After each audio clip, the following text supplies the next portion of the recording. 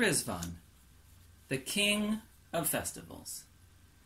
The year was 1863. 10 years earlier, the Shah of Persia had banished Baha'u'llah and his family to the city of Baghdad.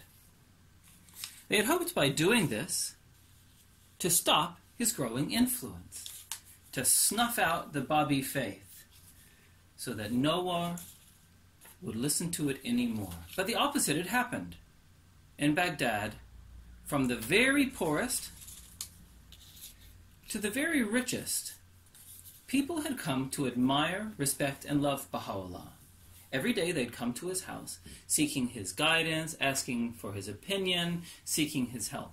And when the Shah of Persia heard that Baha'u'llah's influence had actually grown, he was so upset that he arranged for Baha'u'llah to be banished from Baghdad, that he must leave, never to return. The man who was given the letter to convey the order to Baha'u'llah was the most powerful man in Baghdad, the governor of Baghdad. But the problem was that he was one of the thousands of people who admired and respected Baha'u'llah, so he refused multiple times to give the order. He was embarrassed to have to say that soldiers would be taking him to an unknown place. Eventually, his king gave him an order so strict that the governor had to deliver the order to Baha'u'llah. But he was so embarrassed that he also gave Baha'u'llah a very generous amount of money and paid for so his family would be able to move to wherever they were going. Baha'u'llah accepted the money, but straight away, instantly, gave it to the poor people of Baghdad. There were many poor people in Baghdad. When his family and friends heard about the banishment, they were overcome with sadness and begged him to take them with him. Begged him not to go. Baha'u'llah could not take all of them. The next 2 weeks were very busy in the household as they tried to prepare for the journey. Baha'u'llah also revealed tablets, writing a specific tablet to each one of those friends. So many people came to visit, from the very wealthiest to the poorest, all walks of life, from merchants to mullahs. People of all ages came to see him. That the house was so busy, they didn't have time or space to pack up their belongings. So Baha'u'llah rented a garden on the other side of the Tigris River.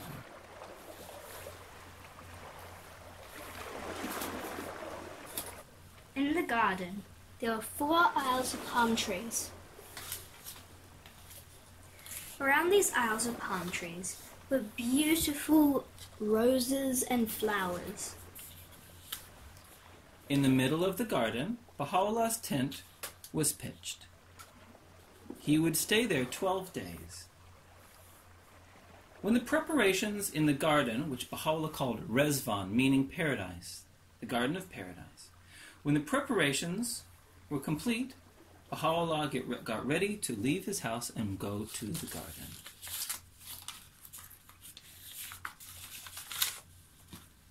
As he stepped out of the house, he wore upon his head a special hat, a tall hat made of felt called a taj. As he stepped out, there were throngs of people filling the alleyways and avenues around his house. So many, they rushed in to see him, so many of them, that for minutes he could do nothing but to comfort them, say that all would be well, and shower his love upon them. He could not even move. Eventually, though, he was able to move forward. As he walked through the busy streets, more and more people came to bid him farewell. Women came forward, presenting their babies and children to Baha'u'llah. Baha'u'llah just simply picked up the children, blessed them, and gave them back to their mothers. A number of people lay down in front of his feet as well, hoping to stop him from moving forward. Eventually, through all the tears and wailing and weeping, it was a commotion that Baghdad had rarely ever seen. Eventually, through all the emotions, Baha'u'llah was able to move forward and arrived at the banks of the river Tigris, where a small boat was waiting for him. He, Abdul-Baha, and a handful of others got in the boat and traveled across the river to the garden of Riḍván.